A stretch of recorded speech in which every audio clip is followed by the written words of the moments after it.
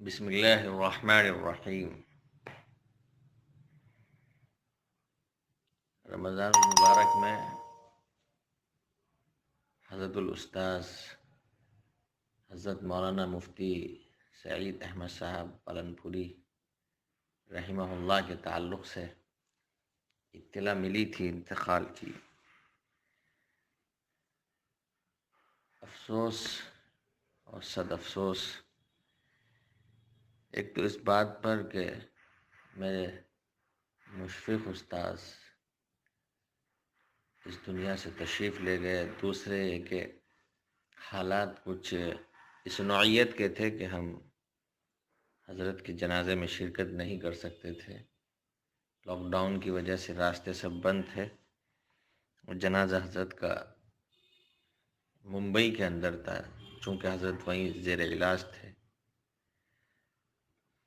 بہت کچھ سنا پڑھا حضرت کے بارے میں، موبائل میں بھی سنا، بہت سارے علماء نے حضرت کے تعلق سے بتایا۔ سن 2009 میں دارالعلوم ہی کا طالب علم تھا اور میں نے حضرت سے ترمذی شریف اور بخاری شریف پڑھی تھی، اور اس کے بعد جب میں درسیات سے متعلق ہوا اور مدرسے میں نے پڑھانا شروع کیا، تو پڑھانے کے دوران وقتاً فوقتاً اور مطالعے کے دوران حضرت والا کی نصیحتیں یاد آیا کرتی تھی۔ حضرت کا ایک خاص انداز تھا کہ جب سبق طویل ہو جایا کرتا تھا تو بیچ بیچ میں کچھ لطیفے سنایا کرتے تھے، یہ نصیحت کیا کرتے تھے۔ میں نے شروع سال سے لے کے، یعنی مولویت کے پہلے سال سے اور آخر دورے تک مختلف اساتذہ سے مختلف کتابیں پڑھی، لیکن حضرت والا کو میں نے اس سلسلے میں سب سے اوپر پایا کہ وہ کبھی کبھی کتنا ہی سبق اہم ہوتا اس کو چھوڑتے اور طلبہ کو نصیحت فرمایا کرتے تھے۔ میری ایک ذہنیت تھی کہ مجھے فراغت کے بعد تجارت کرنی ہے، کاروبار کرنا ہے، لیکن حضرت کی نصیحتوں نے، حضرت کے وعظ نے میری ذہنیت کو، فکر کو بدلا، اور پھر میں نے ارادہ کیا کہ میں فراغت کے بعد پڑھانا ہی ہے۔ حضرت اپنی زندگی کے بارے میں بہت کچھ بتایا کرتے تھے، بہت سی باتیں میرے ذہن میں گردش کر رہی ہیں، تو میں نے سوچا اپنے سامعین اور متعلقین تک وہ اپنے پیغامات، یا اپنے طلبہ تک وہ پیغامات پہنچا دوں۔ حضرت ایک بات فرمایا کرتے تھے کہ آپ لوگ پڑھائیے اور پڑھیے، پڑھنے سے اور پڑھانے سے علم بڑھتا ہے۔ اور فرمایا کرتے تھے کہ فراغت کے بعد 10 سال تک کتابوں کے کیڑے بنے رہو گے، اس کے بعد علم آنا شروع ہوگا۔ اور اپنے بارے میں فرمایا کرتے تھے اگر میرے جیسا کمزور ذہن والا انسان ہے تو 20 سال تک کتابوں کا کیڑا بننا ہوگا، اس کے بعد علم آنا شروع ہوگا۔ میں سوچتا تھا کہ جس آدمی نے، اس طالب علم نے دارالعلوم میں 10 سال لگائے، اس کو اس کے بعد پڑھنا شروع کرنا ہے، تو حضرت مزاحیہ فرمایا کرتے تھے کہ ایک لفظ ہے فراغت، اس نے ہمارے طلبہ کا بیڑا غرق کر دیا۔ فراغت تو بیت الخلاء سے ہوتی ہے، اتنے میں وہاں کا فارغ ہوں۔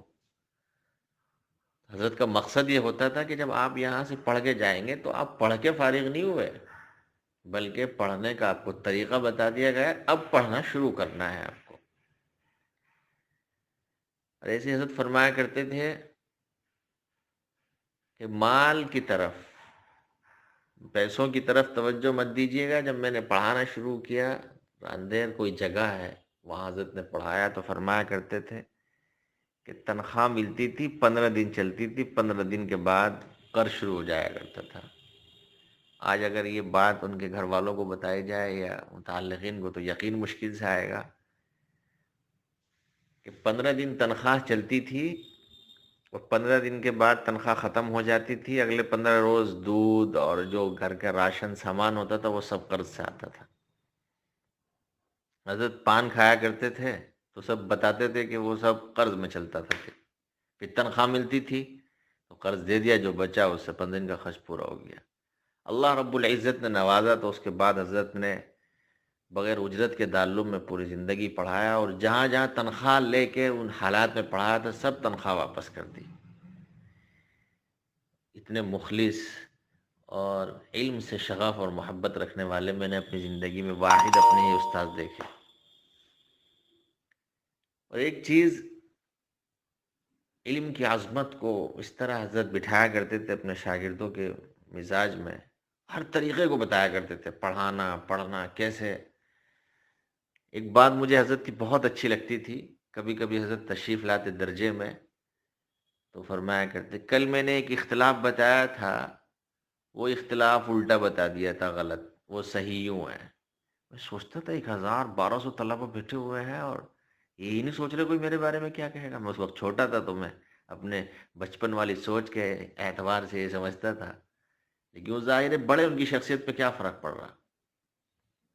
ایک مرتبہ بخاری شریف پڑھا رہے تھے وہ، تو ایک حدیث حضرت نے پڑھائی اور اس کہا کہ اس حدیث کا مطلب میری سمجھ میں نہیں آیا، اور ایک انداز تھا حضرت کا خاص۔ سوال، مطالعہ نہیں کر کے آیا؟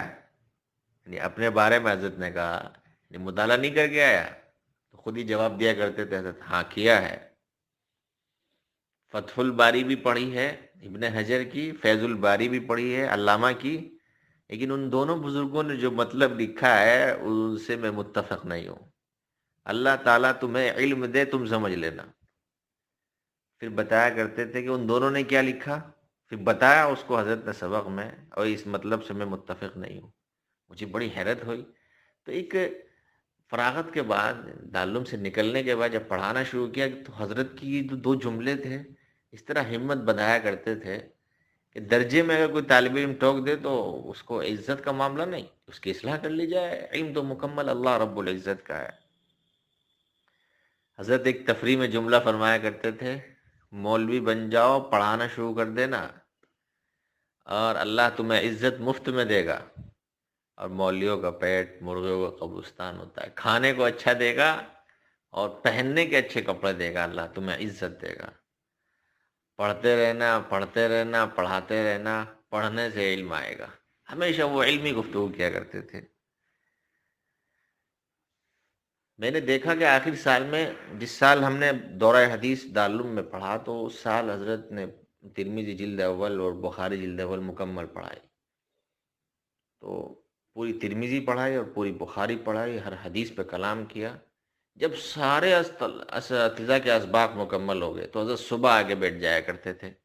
ترمذی شریف تو پوری ہو چکی تھی، بخاری کی صفحات کافی تعداد میں رہ رہے تھے۔